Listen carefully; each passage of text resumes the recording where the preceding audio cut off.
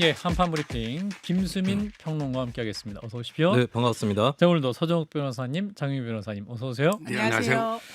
자, 여야 대표 회담 드디어 했습니다. 양측이 8개 부문의 합의 내용을 담은 공동 발표문도 얘기했는데요. 자, 주요 내용 소개해 주실까요? 네, 국민의힘 민주당 양당은 반도체 AI 산업, 국가 기반 전력망 확충, 가계 소상공인의 부채 부담 완화 등의 지원 방안을 적극 발굴하고 금융투자소득세 검토도 협의를 하기로 했습니다. 예. 또 저출생 대책인 육아휴직 기간 연장 등과 딥페이크 성범죄 관련 제도적 보완을 신속 추진하기로 했고요.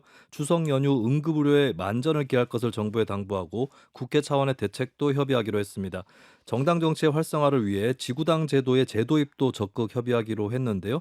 이상의 사항들은 추후 협의 사항이고 구체적 합의에 이른 것은 한 가지입니다. 민생 공통 공약 추진을 위한 협의기구를 운영하겠다라고 하는 내용입니다. 예.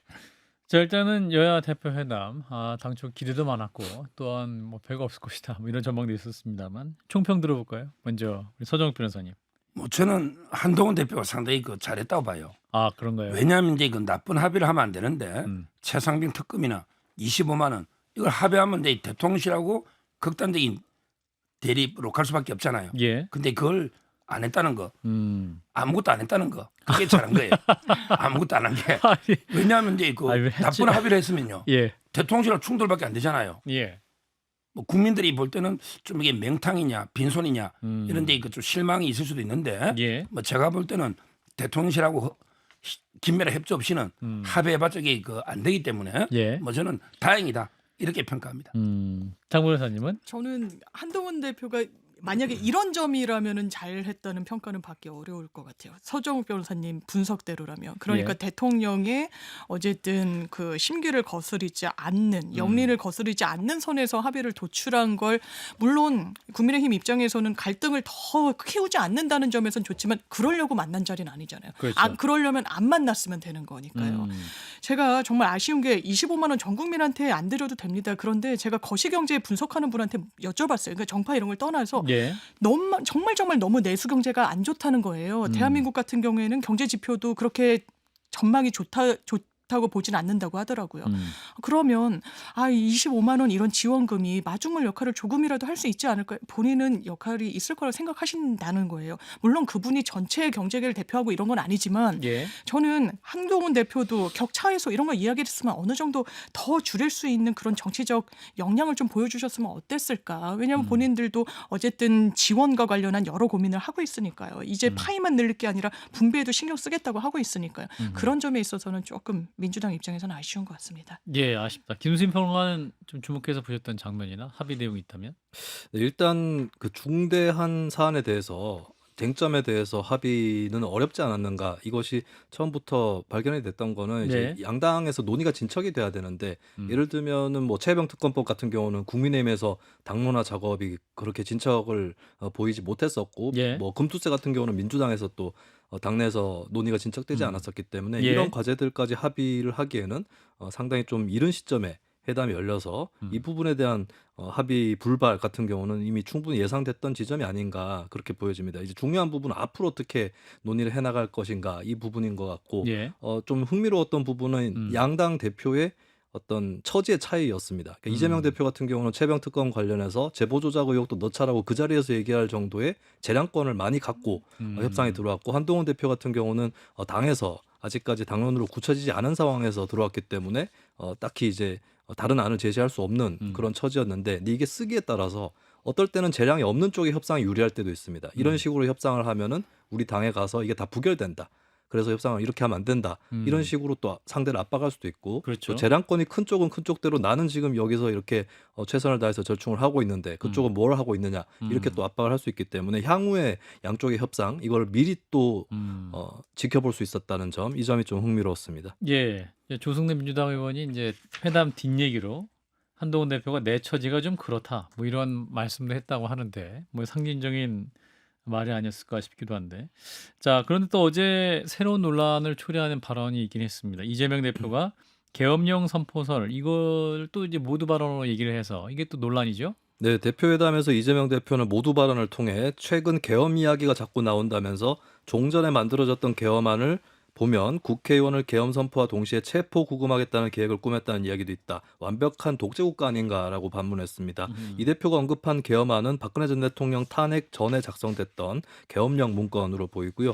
이에 대해서 대통령실 고위 관계자가 반박을 했습니다. 정부가 하지도 않을 계엄령을 주장하는 것은 정치 공세라면서 설사 하더라도 국회에서 바로 해제가 된다. 상식적이지 않다라고 말했습니다. 예, 대통령실에서는 아주 또 강하게 얘기하면서 이재명 대표질 걸고 얘기해라 뭐 이렇게까지 무책임하다 이런 비판을 하고 있는데 한동훈 대표는 오늘 또 바로 반박에 나선 상황입니다. 반면 민주당에서도 추가적으로 또 관련 주장이 나오고 있고. 네, 한동훈 대표는 최고위원회에서 김민석 민주당 최고위원이 계엄령 선포서를 제기하면서 근거는 차차 제시하겠다라고 한 것을 두고 너무 무책임한 이야기라면서 내귀 속에 도청 장치가 있다와 비슷한 다를 바 없는 이야기다라고 비판을 예. 했습니다. 그리고 사실이 아니라면 국기문란이라면서 이런 차원에서 면책특권 남용 제한 문제를 말씀드렸던 것이다라고 밝혔고요. 예. 반면에 MBC 라디오 김종배의 시선 집중에 출연한 천준호 민주당 의원은 박근혜 정부 시절에도 계엄 준비가 되었다고 하는 게 나중에 밝혀지지 않았느냐라고 하면서 예. 지금 이 정권에서도 어딘가에서는 그런 고민과 계획을 하고 그것을 기획하고 하는 그런 가능성은 매우 높다고 보고 있다라고 밝혔습니다. 또 천 의원은 계속 저희가 제보를 듣고 있기 때문에 그런 우려를 이 대표가 전달한 것이다라고 설명을 했습니다. 제보를 듣고 있다는 것은 제보가 계속 이어지고 있다는 얘기입니까? 제보가 끝난 게 아니고. 일단 제보가 들어왔다 정도로 얘기를 한 것 같고 예. 진행자가 추가적으로 질문을 했을 때 뭐 더 자세하게 뭐 대략 어느 쪽에서 제보가 왔다 이런 얘기는 하진 않았습니다. 제보의 빈도라든지 예. 이런 부분까지 밝히진 않았습니다. 예.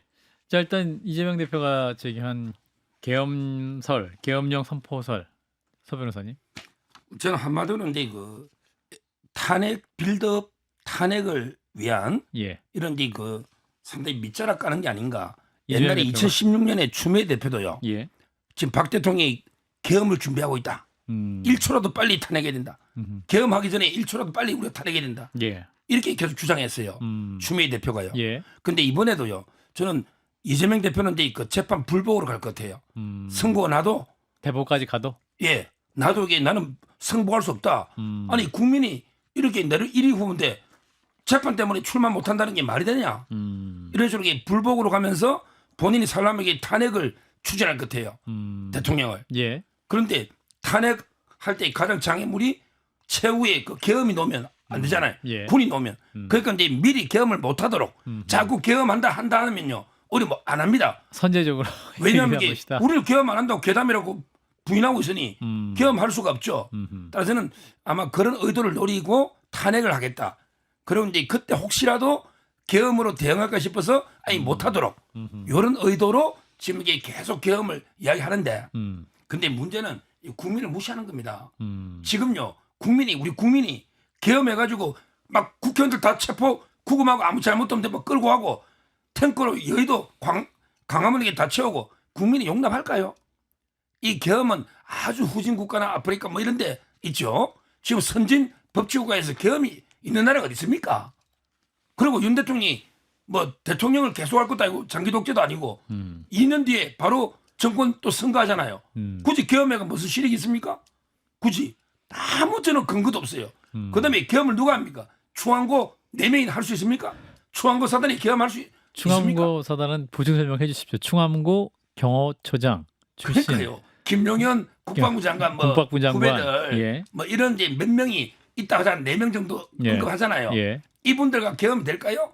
옛날에 전두환 대통령 때는 하나이라는 엄청나게 사조직이 있었고요. 예. 그때는 또 방송도 KBS, MBC 장악 쉬웠고요. 지금은 이게 우리 CBS부터 유튜브 뭐 엄청나게 많잖아요. 예. 이게 통제가 안 돼요. 국민이 용납 안 한다니까요. 예. 이게 국민을 무시하는 겁니다. 장 변호사님은? 아마 민주당엔 그런 우려와 걱정이 있는 것 같아요. 지금 뭐 후진국이냐, 국민들이 용납하겠느냐, 가짜 뉴스다, 이거 억측이다라고 이야기를 하시지만 시계를 돌려보면 박근혜 전 정부 때도요. 계엄이라니 말이 되냐, 이거 완전히 날조다라고 했는데 계엄 문건까지 있었어요. 실제로 실체가 있었던 겁니다. 이정현 대표가 그 당시에 아니라고 했지만 김무성 대표는 결국에 인정하지 않을 수가 없었던 국면이 있었던 거예요. 예. 그리고 이걸 법적인 요건과 관련해서 제적의원의 과반수가 이걸 해제할 수 있습니다. 계엄. 그때 이 박 박근혜 전 정부 때 문건에 뭐라고 돼 있었냐. 이거 해제 사유가 되지 않게 정적수가 안 되도록 체포 구금을 해야 된다라는 그런 시나리오가 있었어요. 그리고 대통령이 어떤 메시지를 연일 내고 계시냐. 이 정부, 이 대한민국 아래 굉장히 암약하는 반자유주의 세력이 있다. 반국가 세력들이 도사리고 있다. 암약하고 있다. 예. 그렇다면 대통령이 지금 상황을 비상시기로 인식하고 계시는 거 아니겠습니까? 계엄이란 카드도 또 민주당이 아주 근거 없이 하는 게 아니라 어쨌든 이 제보라는 게 제 개인적인 추정입니다만 일반인으로부터 받은 제보는 아니겠죠. 아마 군 내부 정보 아니겠습니까? 예. 오늘 청문회에서도 아마 그 일단이 좀 드러난 것 같기도 한데 질의를 통해서 그렇다면 이런 우려를 야당으로선 제기할 수 있다. 이런 생각합니다. 김민석 최고위원이 차차 근거를 제시하겠다 했으니까 이 말에 대한 책임도 질 필요는 있지 않겠습니까? 정치는 기본적으로 저는 정치는 말로 하고 그 말을 책임지는 과정이 정치인 것 같아서 저는 김민석 최고가 이런 말을 하셨다면 근거 거기에 있을 것이다. 대한 또 책임도 져야 된다고 생각합니다. 예. 자, 일단 여야 대표회담이 이제 끝났는데 총평 내신 몇 점이나 주시겠어요? 서 변호사님은. 한동훈 대표 잘했다 이렇게 평가하셨는데. 뭐 제가 보기 뭐 합의가 있어야 점수를 매기죠. 매길 점수가 없는 것 같아요. 이준석 전 대표는 15점 줬습니다. 그러니까 저는 뭐 합의 내용이 아무것도 없잖아요. 야, 그럼 0? 예, 그렇죠. 0이죠. 뭐 채점할 게 있어요. 채점할 게 없다. 백지였다. 시험을 치면 백지 회담에 답안 낸 거죠. 점수 낼 게 없다. 예. 백지 답안이었다. 오. 야, 이거 야박한데. 0점 그리고 적절합니다. 19점. 저는 이제 반대로 그래도 네. 저는 그냥 국민의 한 사람으로서 상당히 기대를 하게 된 거예요. 그래도 양당 대표가 만났고 예. 상설 협의체 만들겠다고 했고 그리고 총선 공약집 같은 걸 보면 여야의 차이가 뭐 엄청나게 크진 않아요. 그러니까요. 쟁점 법안들 빼고. 예. 그럼 충분히 할 수 있는 거 아닙니까? 저 85점 드리겠습니다. 85점. 후하게 주셨고. 자, 우리 김수인 평론가가 네. 종합해 주세요. 85점, 0점, 15점. 다양한 스펙트럼이 있는데. 네네. 채점 유예를 하겠습니다. 점수를 매길 수도 네, 없다. 더 몰아서 몰아서. 네, 중간고사까지 중간고사. 아직 못 간 것 같아요. 아직까지는 아직까지는 형성평가 단계였던 아하. 것 같습니다. 알겠습니다. 네. 뭐 공통 공약 논의도 회의체도 한다고 하니까 또 추후에 여야의 움직임을 더 보자라는 말씀으로 듣겠습니다. 자, 이런 가운데 이제 문재인 전 대통령의 전 사위죠. 서모시 특혜 채용 의혹을 수사하고 있는 검찰이 이제 압수수색 영장을 이제 문 전 대통령 피의자로 적시했다. 이 부분이 또 큰 뉴스가 됐군요. 네, 전주지검 형사 3부는 최근 문다혜 씨의 서울 자택과 제주도 소재 별장을 압수수색했는데요. 압색 영장에는 문 전 대통령을 뇌물수수 혐의 피의자로 적시를 하고 있었습니다. 예. 혐의액은 2억 2,300만 원 가량이었고요. 검찰은 문 전 대통령 부부가 딸 가족에게 생활비를 지원해 오다가 서 씨의 타이스타젯 취직 이후에 지원을 중단한 것을 두고 이 전 의원이 문 전 대통령에게 뇌물을 공여한 그런 혐의를 부여를 하고 있습니다. 애초에 제3자 뇌물죄를 검토했던 검찰이 최근에는 직접 뇌물 수수를 검토를 하고 있는 것으로 알려졌는데요.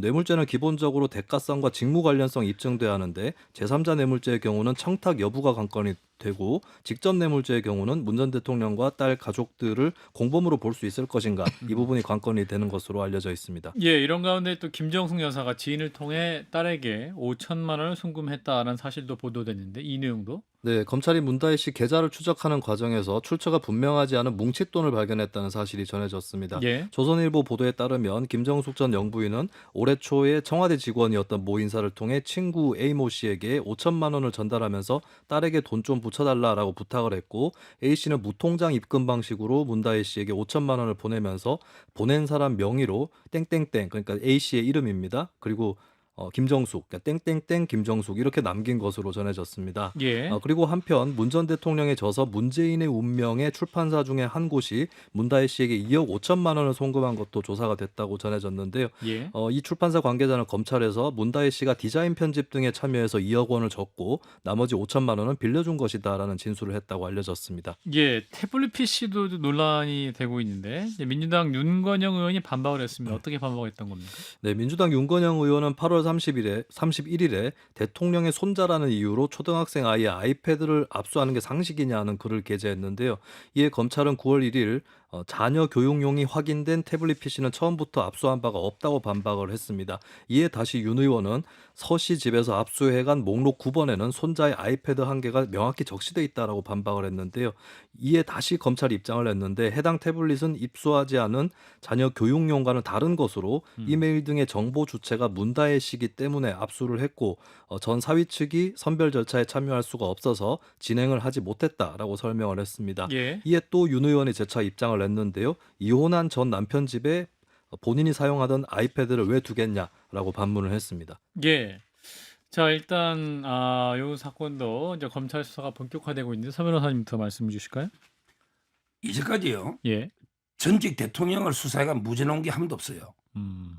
그만큼 이게 대통령에 대한 수사는 검찰도 조심조심 신중에 신중을 기합니다. 예. 이명박, 박근혜, 뭐 전두환, 노태우 무죄 나온 사람이 없어요. 대통령을 구속하거나 기소했는데 무죄가 나버린다. 이 뒷감당 검찰이 할 수 있습니까?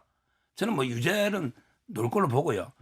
그 두 번째, 예. 자국의 그 채용 월급이라는데요. 아니, 대통령 저하고 제일 절친도요. 이명박 대통령 컨사이드 삼성전자의 부사장이라니까요. 대통령 사이도 백수하면 안 되죠. 일을 해야 돼요. 그러면 이게 그 ESI 취업회가 출퇴근하면서 일을 했습니까? 이 타이스타젯은요 페이퍼 컴퍼니입니다. 비행기 한 대도 없어요. 그냥 할 일이 없죠. 예. 출근할 이유도 없잖아요. 그거 다 이게 조사를 한 겁니다. 그냥 뇌물 주는 방식으로 취업회가 월급 주는 편법, 형식을 택했을 뿐이지. 예. 아니 비행기 아무것도 모르는 사람 전문회가 비행기도 없는데 뭘 일을 시켜 월급 주겠습니까? 사회적으로 판단해 보세요. 예. 따라서 실제 그 일을 했는데 월급 받는 게 아니다. 일은 없었다. 요걸 이렇게 말씀드리고요. 그다음에 마지막으로 직접이냐 제3자냐인데 독일형법은요. 아예 직계 가족은 직접 뇌물로 돼 있습니다. 명시가. 무슨 말이냐면 예. 제3자 뇌물은 이제 또 부정한 청탁을 입증해야 되는데 그까지 할 필요도 없이 가족이잖아요. 직계 가족. 직계 가족은 경제 공동체입니다. 옛날에 박근혜하고 정유라 씨는 아니에요. 그거는 경제 공동체 아닙니다. 예. 그거는 가짜 프레임이에요. 예. 왜 정유라 씨가 박근혜 딸이라고 그때 가짜뉴스 막 있었잖아요. 예. 근데 제가 확인해 보니까 문다혜 씨는 문재인 대 딸이 맞아요. 그러니까 직계 가족이잖아요. 예. 서로의 부양 의무도 있고 예. 공동체인데 아마 이제 취업이 안 되고 손자도 힘들고 하면요 대통령이 그 대주의 되잖아요. 생활비를. 그렇잖아요. 근데 이상직 대신 이게 월급 형식으로 준 거 아닙니까? 이건 직접 뇌물 제가 보기에 유죄 나올 가능성이 아주 높다. 저는 그걸 봅니다. 장 변호사님은? 저는 유죄 나올 가능성이 거의 제로에 수렴한다고 생각합니다. 문재인 전 대통령을 지지하는 사람으로서 드리는 말이 아니라 그냥 예. 법조인으로서 그런 거예요. 타이 이스타젯에 그러면 이 서모 씨라는 전 사위만 근무했는지 따져봐야 될 것 같습니다. 대표도 별도로 있었다는 거 아닙니까? 예. 페이퍼 컴퍼니라고 하더라도 운영과 관련해서 채용해서 운영하는 직원들이 있었던 걸로 보이죠. 예. 제일 중요한 건 대가 관계입니다. 지금 왜 제3자 뇌물로 들여다보다가 뇌물죄로 바꿔서 들여다볼까요? 저는 좀 수상하다고 생각합니다. 제3자 뇌물은 부정청탁이란 요건을 입증해야 되거든요. 그러면 중진공 이사장으로 가고 싶어하는 자가 뇌물을 준 거예요. 사위를 채용하겠다. 그러면서 최소한 이런 부정청탁이 있었는지, 내가 여기 이사장 자리에 가기 위해서 뭔가 대가를 주겠다라는 묵시적이라도 언질이 있었는지 검찰 그거 소명하고 있습니까? 한마디라도 지금 수사 과정 중에 밝히고 있나요? 저는 공소유지 과정까지 못 밝힐 거라고 생각합니다. 그러니까 가족이니까 문다혜 씨 가족이 받은 것도 사실은 문재인 대통령이 받은 거 아니냐. 경제공동체다. 부정청탁 요건은 없어도 되거든요. 그렇지만 최소한 명시적이진 않아도 묵시적인 청탁 여부는 밝혀야 됩니다. 그러면 이 연결고리 인과관계 입증해낼 수 있을까요? 지금까지 없습니다. 그냥 사실관계들이 파편처럼 언론을 통해 던져지고 있을 뿐이에요. 망신을 주기 위한 의도인지 아니면 다른 어떤 국면 전환을 위한 의도인지는 알 수 없습니다. 검찰이 잘 알 거예요. 예. 이 부분 전례가 없기 때문에 전직 대통령을 기소했을 때 전례가 없기 때문에 무죄가 나올 것이다. 아마 새로운 역사가 다시 그럼 쓰여질 겁니다. 일단 직계 가족이기 때문에 뇌물 과정이 성립된다. 이 부분에 대해서 이제 일각에서는 김건희 여사의 명품백도 대통령과 경제 공동체 아니냐. 그거 왜 뇌물 아니냐. 지금 뇌물이라는 게요. 예. 직계 가족만 뇌물이 아니고 예. 직무 관련성하고 대가 관계가 있어야 되잖아요. 예. 근데 그 파우치는요. 그냥 선물이라고 아버지 지금 선물이라고 던지라고 갔잖아요. 이게 윤 대통령의 직무와 관련해서 대가 관계 있는 그런 금액도 아니고요. 예. 근데 이번에 거는 문재인 대통령이 이제 임명권이 있잖아요. 예. 중진공 이사장이면 큰 자리입니다. 이런데 그 직무와 관련해서 대가성이 있다고 보는 거죠. 예. 그 대가성이 뭐냐? 중진공 이사장, 그다음에 공천에서 경쟁후보 컷오프, 그다음에 그 노선에 분배할 때도 특혜, 또는 이제 인수나 M&A 팔 때 특혜 이런 거하고 대가성이 있다고 보기 때문에 그런 거예요. 그분이 그러면 문재인 전 대통령 측에 그러한 메시지를 전했다는 증거가 있습니까? 이상직 전 의원이 지금 이제 중진공 이사를 청탁했다 이런 부분. 지금요. 예. 임종석 조국 계속 불렀잖아요. 그렇죠. 왜 불렀겠어요? 원래 중진공 이사장 할 때는 예. 다 공모를 하잖아요. 그다음에 심사위원들이 점수를 매기잖아요. 예.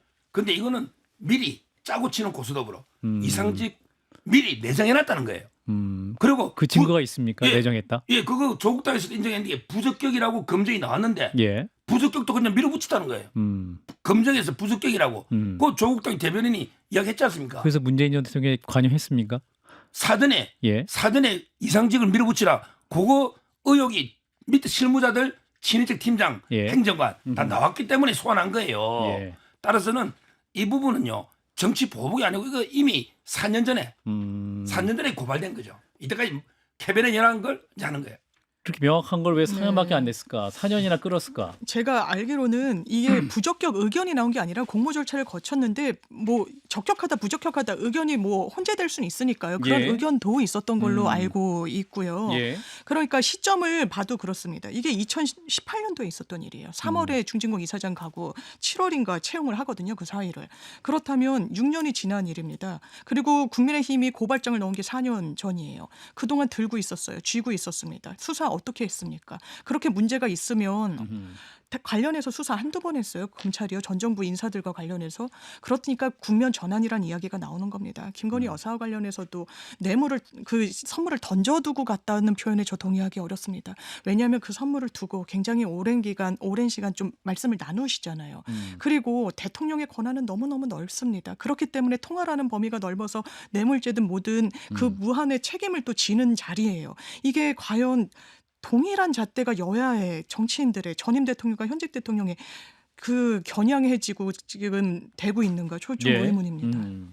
그리고 저 하나만 예, 소변호사님. 제가 맡은 사건 중에요. 국세청의 주류 과장이 예. 양주를 많이 받았는데 예. 제가 액수를 줄여서 497만 원 해가지고요. 선고외로 이게 처벌 안 받은 게 있어요. 예. 제 말은 300만 원 정도 가방 가지고는 막 기소해서 이게 징역 때리거나 이렇게 안 합니다. 액수가 중요하잖아요. 예. 최소한 한 2, 3천만 원 돼야 영장을 치건합니다. 예. 뭐 그 파우치는 아하. 그걸 말하고요. 예. 그다음에 이명박 대통령 있잖아요. 이분은 취임 초에 당선 축하금 받은 걸요. 10년 뒤에 수사했습니다. 보세요. 박근혜 대통령이 먼저 구속됐어요. 이명박 대통령이 5년 끝나고 또 박근혜 5년 끝났는데 당선 축하금 받았다고 10년 전에 걸 수사해가 구속한 게 문재인 대통령 아닙니까? 근데 이거 4년은요. 본인들이 2년을 뭉갰고 살아있는 권력이니까 예. 이제 이창수 검사장이 2년 전부터 수사한 거죠. 그럼 막 이명박 대통령에 비하면 이거 오래된 게 아니에요. 문 전 대통령 소환까지 갈까요? 아니, 소환이 아니고 이거는 구속영장은 불가피합니다. 아, 그래요? 왜냐하면 이게 검사는요. 문재인이라는 이름을 가려버려요. 그냥 홍길동이다. 이렇게 보고 홍길동이가 2억 2천 뇌물 받으면 영장을 치나 안 치나. 법 앞에는 누구나 똑같기 때문에 그 눈은 가립니다. 그러니까 검사들이 문재인이라고 인식을 안 해요. 이름 자체를. 그러니까 죄만 보는 거예요. 그러면 영장을 칠 수밖에 없잖아요. 영장 친다. 그렇죠. 대단히 동의하기 어렵고 검찰이 문재인이란 이름에 저는 가리긴커녕 하이라이트를 친 것 같은데요. 아니면 설명되지 않는 부분이 상당히 많고 오히려 가렸다면 전 김건희 여사 이름을 가렸다고 봅니다. 무혐의로 갈 사안 저 개인적으로 아니라고 생각합니다. 알선수재 그리고 뇌물 여부도 사실 들여다볼 여지가 있죠. 수사기관이라면 그렇게 해야 되는 겁니다. 누구에게는 무죄 방면을 누구에게는 과도한 저인 방식 수사를 국민들이 응원할 수 없습니다. 자, 일단 수사가 진행되고 있고 하니까요. 요 쟁점 오늘 여기까지 얘기를 하고, 자, 추석 연휴가 이제 다가오고 있는데 정부가 오늘부터 응급실 현황 1일 브리핑을 진행한다고요? 네, 정부는 9월 10일부터 25일까지 2주간을 비상 응급 대응 주간으로 지정한 데 이어서 전국 응급실 현황과 환자 수를 비롯해 응급실 이용 정보 등에 관한 1일 브리핑을 시작할 계획입니다. 브리핑은 보건복지부를 중심으로 해서 행정안전부, 소방청 등이 참여를 할 것이고요. 부처의 차관급 인사가 진행할 예정입니다. 예, 오늘 이제 조규용 보건복지부 장관이 응급진료 유지는 가능하다 이렇게 답변을 했죠. 네, SBS 라디오 김태현의 정치쇼에 출연한 조규홍 장관은 운영에 어려움은 있지만 응급의료 유지는 가능하다라고 밝혔습니다. 예. 조 장관은 전공의 의존도가 높은 권역 응급의료센터는 병상 축소와 전문의 이탈이 있지만 인력 지원, 배후 진료 수가 인상으로 대응해 나가겠다라고 밝혔고요. 또 연휴 응급실 환자 급증에 대해선 4천여 개 동네 병의원들이 문을 열게 지원할 것이라면서 중증인 분들에게 응급실을 양보하시고 동네 병의원을 먼저 찾아가 달라라고 국민들에게 당부했습니다. 예, 자 일단은 이 응급실 현황 1일 브리핑 진행한다는 사실 이제 장관의 입장까지 들으셨는데 어떻게 보셨는지 서 변호사님. 지금 이제 저는 응급실 상황이 심각하다 봐요. 지금 이제 응급실 뺑뺑이도 있고요. 뭐 차 안에서 출산도 하고 뭐 심각하죠. 이런 걸 막자고 의료 개혁하는 거예요. 이번에 의료 개혁 안 하면요. 예. 앞으로 이게 영원히 이릅니다. 10년, 100년이 지나도 의료 개혁 못하면 숫자가 안 늘잖아요. 예. 그러면 이게 응급실 뺑뺑이나 어차피 이런 건 계속 있는 거예요. 이걸 해결하기 위해서 숫자를 늘려서 개혁하자는 거 아니에요. 근데 문제의식의 차이가 있는 것 같아요. 이제 예. 어떤 분들은 이제 의료 개혁 때문에 지금 마비가 돼서 그런 일이 발생했다고 보는 분들도 있고 지금 서 변호사님처럼 대통령실도 그런 입장인 것 같아요. 이런 문제가 발생하니까 의료 개혁한다고 하는데 국민들 입장에서는 지금 의료 개혁 때문에 많은 그 마비된 상태이기 때문에 이런 어려움이 발생한다 생각하시지 않을까요? 자, 그러면 이게 의료 개혁 안 하고 이게 풀려면요. 예. 그냥 백지화하는 것밖에 없어요. 다른 어떤 대안도 없어요. 예. 백지화해서 옛날로 돌아가자는 거예요. 그럼 의사들을 복귀하면요. 다 이게 응급의료가 완전히 좋아질까요? 앞으로 어차피 이게 필수로 안 오는데 예. 지역으로 의사들이 안 오는데 그러면 이게 좋아질까요? 응급의료 상황이? 그러면 이게 이번에 의사들이 복귀만 하면 응급실 뺑뺑이 없어질까요? 옛날에 이거 개혁하기 전에도요. 제가 뺑뺑이 여러 번 봤고요. 그런데 여러 가지 또 해결해야 되고 예. 차 안에 출산하는 것도 많이 봤습니다. 저는 조금의 우리가 힘든 아픔이 있더라도 뚫고 나가야 됩니다. 그래야만 이게 이걸 매듭 마침표를 찍을 수 있는 거죠. 안 그러면 이게 영원히 우리 의료 힘듭니다. 개혁. 이 정부는 너무 거칠어요. 일단 큰 틀에서는 국민들이 다 응원하시죠. 의사 수가 많이 늘어나야 되는 거 아니냐. 그러니까 지지율도 반등하고 그랬던 거 아니에요. 그런데 전공의들이 특히 응급 현장에서 다 이탈하고 그러면 플랜 B, 플랜 C가 있었나?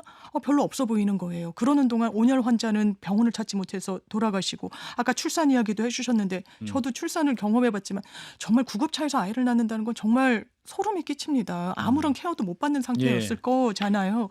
그리고 응급 대응 주간으로 지정을 해서 결과 브리핑을 한다? 저 그 브리핑 결과 안 들어도 들은 것 같습니다. 대통령께서 이미 진단을 내리셨잖아요. 기자 보고 가보라 그랬잖아요. 원활하게 돌아가는데 현실을 잘 모른다는 그 인식하에서 어떤 데이터가 정확하게 산출될 수 있겠습니까? 이 부분은 정부가 풀어내야 돼요. 이거는 입법 사안도 아니고 정부가 행정으로 뚫어내야 되는 그런 사안입니다. 그렇다면 정부에서도 지금 2026년도와 관련해서는 올해는 어떤 국민도 이걸 원점으로 돌린다는 데 동의하기 어렵겠죠. 그런 2026년도 양보할 마음을 그런 언지를 주셨으면 협의를 이끌어내셔야죠. 근데 거기에 대해서 너무 답보 상태인 게 국민들이 그 사이에 건강권을 훼손되고 사망하고 계신다 말씀드리고 싶습니다. 예. 자, 일단 오늘 여기까지 하도록 하겠습니다. 자, 한판 브리핑 김수인 평론가였고요. 예, 서 변호사님, 장 변호사님 고맙습니다. 감사합니다. 감사합니다.